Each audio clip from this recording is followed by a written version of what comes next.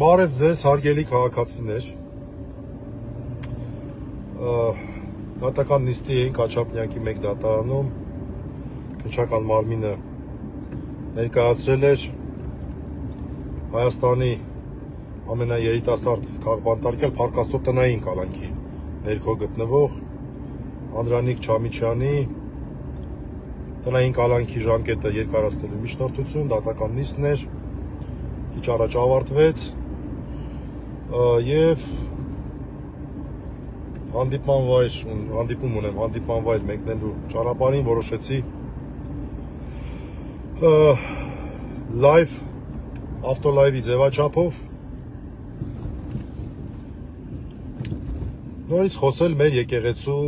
դեմ իրականացվող գաղափարական գրոհի մասին, անկեղծ ասած երեկվա իմ կարճ ավտոլայվը կարծեք թե որոշակի մարդկանց մոտ հետաքրքրություն էր առաջացել, ինձ ինչ-որ անծանոթ մարդիկ գրեցին, ինչ-որ հարցեր տվեցին եւ այսօր ամբողջ օրը տարբեր գործեր կատարելիս մտքիս հետ էր, որ երևի մեր բոլորի սխալն է այն մարդիկ, ովքեր որ տարբեր հանգամանքների բերումով մի քիչ ավելի շատ են տեղեկացված մեր եկեղեցու կարգ ու կանոնի, մեր եկեղեցու նվիրապետական կարգի, կանոնական իրավունքի եւ բազմաթիվ այլ հանգամանքների մասին երևի մեր մեղքն է ինչ-որ առումով, որ շատ չենք խոսում հանրության հետ, որտեղ մարդիկ նաեւ գիտելիքի պակաս ունեն այստեղ, ցավոք սրտի, այս գիտելիքը, որը դարերի պատմություն ունի, ոչ լայն զանգվածներին է հասու, այդ պատճառով մարդիկ կարող են գրագիտությունից խիստ հեռու դատողություններ անել եւ ամենակարևորը տրվել իշխանությունների սադրանքներին, որոնք որ խայտարակ աբսուրդ մտքեր են արտահայտում, եւ որոշ մարդիկ դրան խափնվում են։ Օրինակ, քաղաքացիներից մեկը գրում էր, իսկ եթե վեհապար հայրապետի հետ կապված ինչ-որ խնդիրներ կա, բայց այդ դեպքում ինչ պետք է լինի։ Բացատրեմ։ Եթե օրինակ, պայմանական եմ ասում, ինչ-որ մի դատարանի դատավճիռ մեր դուրը չի գալի։ Օրինակ, դատարանը որոշել է, որ պայմանական ինչ-որ մեկը պետք է 1 տարի անցկացնի բանտում։ Մենք ինչ ենք անում, ասում ենք, չէ, այս որոշումը մեր դուրը չի գալի, մենք բանտ չենք գնում եւ վերջ։ Պայմանական։ Այդպես չի կարա, չէ՞ լինի։ Կարգ կա, կանոն կա, բողոքարկված ձև կա։ Այո, ես ինքս նաեւ որպես իրավապաշտպան բազմիցս գնահատականներ եմ տալի դատարանի որոշումներին։ Կարծիք եմ հայտնում, փաստարկներ եմ ներկայացնում, որ քաղաքական հետապնդումներ են, էսա, այնա։ Բայց ես չեմ կարող, չէ, հայտարարեմ, ասեմ, չէ, որ տենց է դու, քանի որ ապօրինի է քո նկատմամբ դատավճիռը, դու տնից դուրս չգաս։ Օրինակ։ Չթողնես, որ քեզ տանեն բանտ։ Պարզ բան է, բայց նույն համակարգը, նույն տրամաբանությունը այստեղ կարող է աշխատել։ Վեհապար հայրապետը իր տնօրինությամբ, տեսեք, սա էլ է հետաքրքիր տերմին։ Օրինակ, որոշում է կայացրել կարգալույց հռչակել ինչ-որ մեկին, ասենք թե Ստեփանին։ Վերջ, սա արդեն որոշում է, վերջ։ Էլ չի կարող որևէ քահանա ասի, չէ, ես այդտեղ խնդիր եմ տեսնում, ես օրինակ գնում եմ մասնակցեմ իր խորհրդակատարություն։ Չի լինում տես։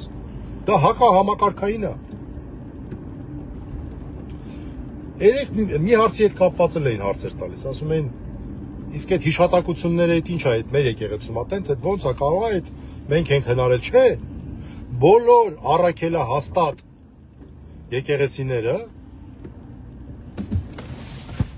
Բոլոր առաքելահաստատ եկեղեցիները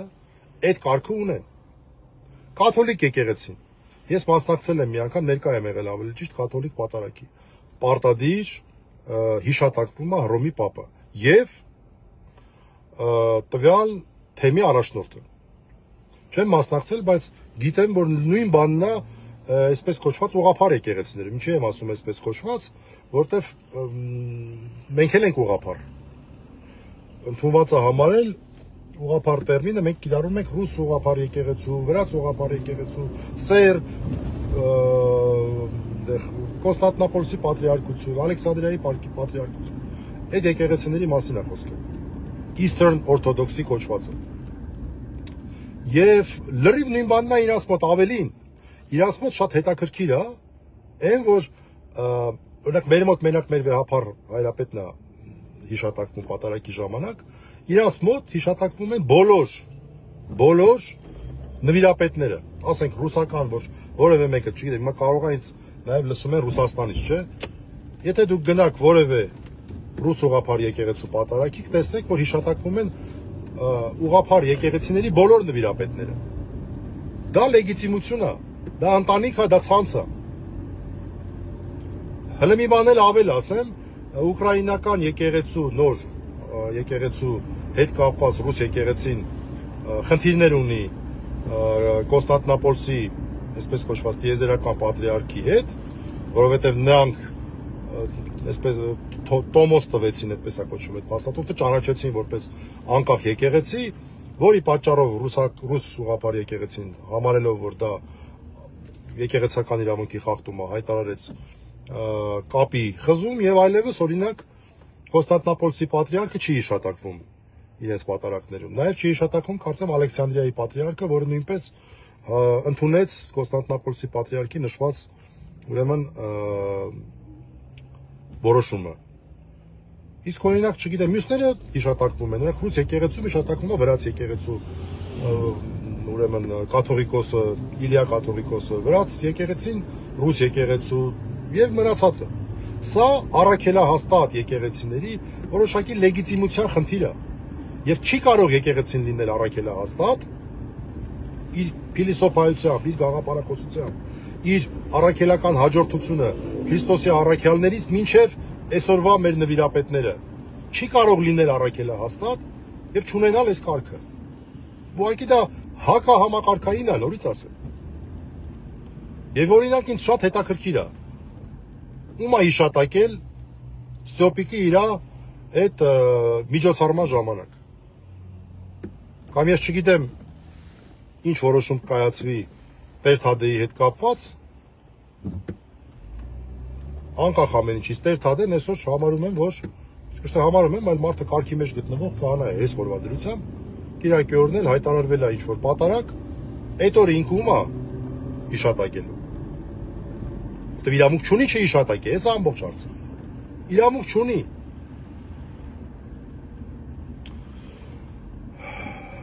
Սա մի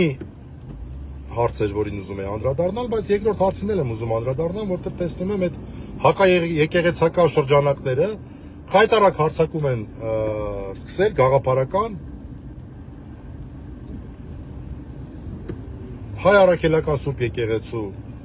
Ռուսաստանի եւ Նոր Նախիջևանի թեմի առաջնորդի Եզրա Սրբազանին Ալեքսանդր Նևսկու շքանշանով պարգևատրելու փաստի կապակցությամբ։ Ինչ որ մի հատ վայնասուն են դրել, էս ինչ է, բան։ Ժողովուրդ ջան, մի քանի մանր չէ, մի քանի կոնկրետ փաստ կարելի է սրա հետ կապված նշել։ Փաստ առաջին։ Պարգևատրումը տեղի ունեցել Ռուսաստանի Դաշնության նախագահի կողմից դեռ ամիսներ առաջ Գարդանը։ Հիմա ընդամենը հանձնվում էր արդեն իսկ պարգևատրված շքանշանը։ Երկրորդ, ցանկացած արտասահմանյան մեր թեմի առաջնորդի կողմից, տվյալ պետության ղեկավարի կողմից պատվի արժանանալը լուրջ օգուտ է համայնքի համար։ Լրջագույն օգուտ է։ Դա նշանակում է, որ 1000 մի հարց լուծելիս գիտենք, օտարության մեջ են մարդիկ։ Թե Սրբազանի կշիռն է բարձրանում եւ թե անձնական հարց չի, եկեղեցու կշիռը, հայության կշիռը չի կարող դա վատ դիտվել որևէ ձևաչափով։ Ուղղակի չի կարող դա վատ երևույթ դիտվել։ Երրորդը, մենք հասկանանք ինչ շքանշանի մասին է խոսքը։ Ալեքսանդր Նևսկու շքանշանը կարծեմ 4-րդն է իրենց ռանկում ու բավական բարձր։ Իրենց պետք է այսպես կոչված բարձրագույն պարգևներ եւ հետո բարձր պարգևներ եւ այլն։ Այլն դա հեշտ է, բանա, բաց տեղեկատվություն է, կարող եք բացել ինքներդ էլ նայեք։ Բարձրագույն չի, բայց բարձրի ամենավերևինն է։ Այսինքն բարձր պարգև է համարվում, ոչ բարձրագույն, բայց բարձրների մեջ ամենաառաջինը։ Ալեքսանդր Նևսկու շքանշանը։ Ընդ որում, նույն օրը հանձնվել են պարգևներ նաև մի շարք այլ հոգևոր գործիչների։ Հանձնվել են մրցանակ չէ, պարգևներ, պետական պարգևներ, ուրեմն Ռուսաստանի մահմեդական համայնքի առաջնորդին, հրեական համայնքի, ոչ թե համայնքի, այլ կրոնական առաջնորդին, ուրեմն բուդդիստական առաջնորդի, ռուս բողոքական եկեղեցիներից մեկի առաջնորդին եւ ուրեմն այսպես կոչված ստարաաբրյացի, դա Ռուսաստանում ռուսական զուտ ռուսական երևույթ է, 17-րդ դարում այնտեղ տեղի է ունեցել ինչ-որ գործընթացներ, եկեղեցի է առանձնացել, չգիտեմ, աղանդ երևի կարելի է կոչել, հին ծիսակարգի կողմնակիցների, ստարաաբրյացի եւ նրանց միտրոպոլիտին, միտրոպոլիտ Կառնելի։ Եթե նայում եք պարգևների հարգը, այսինքն կարևորության աստիճանը, մեր սրբազանին գերաշնորհ Տեր Եզրաս arczepiskopos Ներսիսյանին մնացածների համեմատ ամենաբարձր պարգևն է հանձնվել, բա դա լավ չի։ Ոնց կարող է որևէ մեկի մտքով անցնի, դա ինչ-որ բացասական երանգ դրանք տալ, ինչ-որ չգիտեմ ինչ էր խոսա։ Վատ է, որ մեր համայնքը ունի փաստ, որ մեր սրբազանը այսպես դրական հարաբերություններ ունի հյուրընկալող տվյալ պետության ղեկավարության հետ,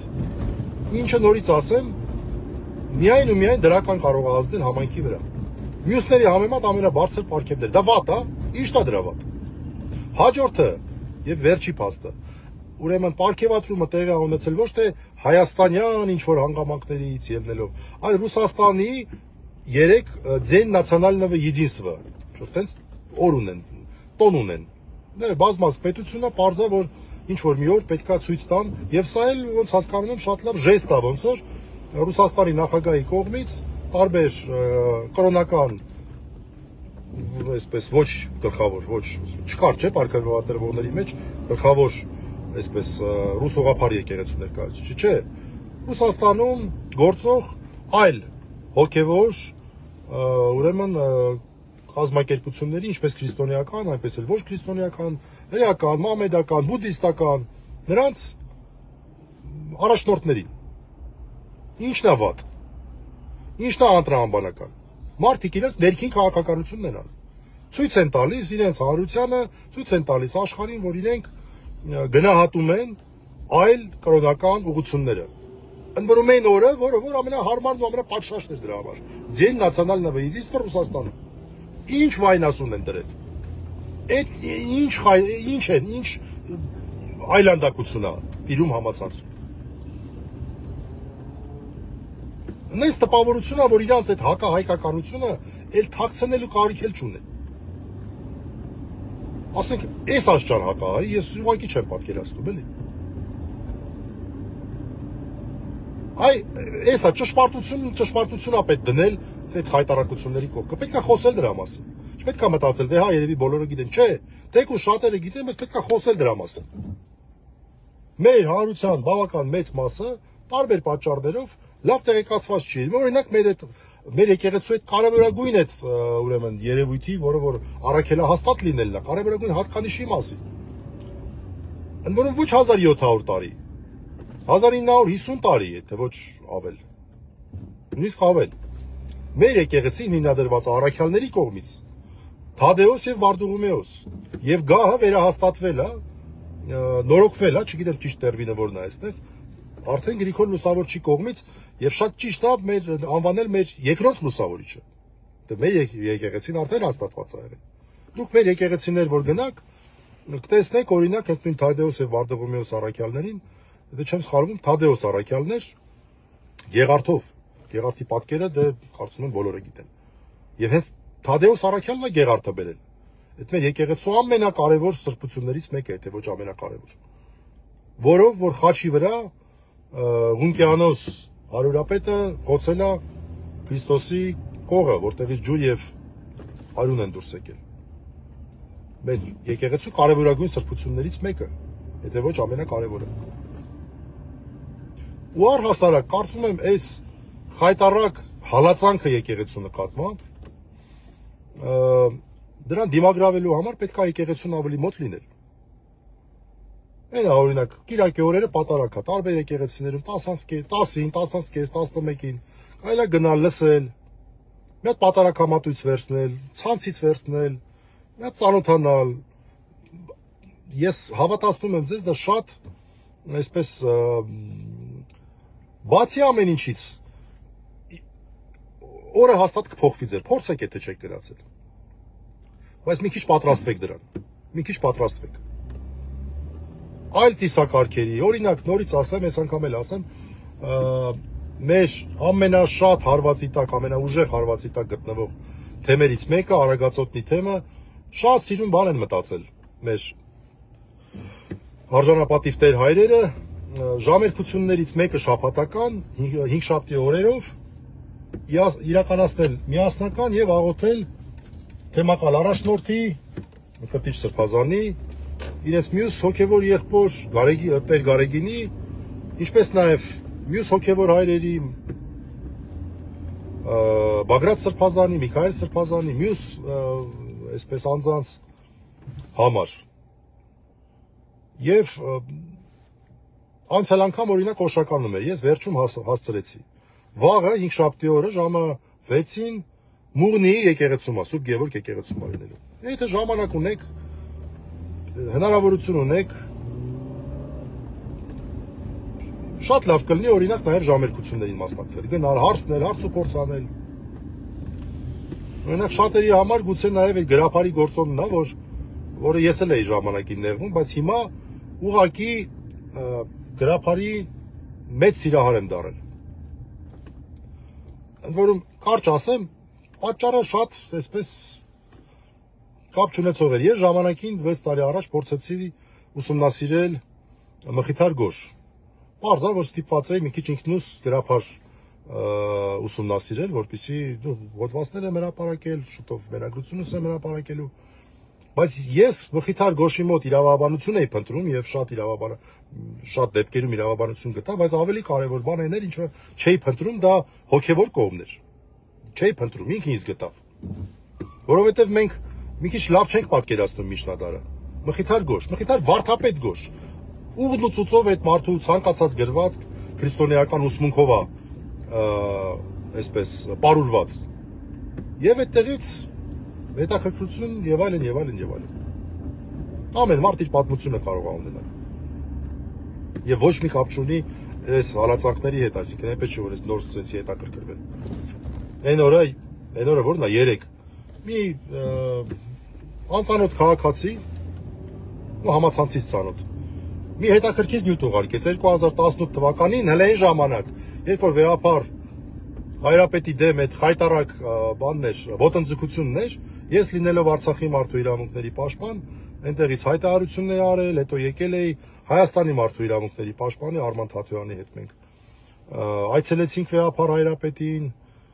հետո հարցազրույց տվեցի մի լրատվականի, որտեղ որ վաղուց չեմ հրավիրվել հարցազրույցի, հիմա Նիկոլական լրատվամիջոցը։ Եվ տենց ճիշտ ասած նայեցի, տեսա, որ ամեն ինչ ոնց որ թե նույնն է։ Միակ բանը, որ փոխվել էր, ես էի փոխվել, մի քիչ ճերմակել էի, բայց դա էլ ոչինչ։ Այսքանը, հարգելի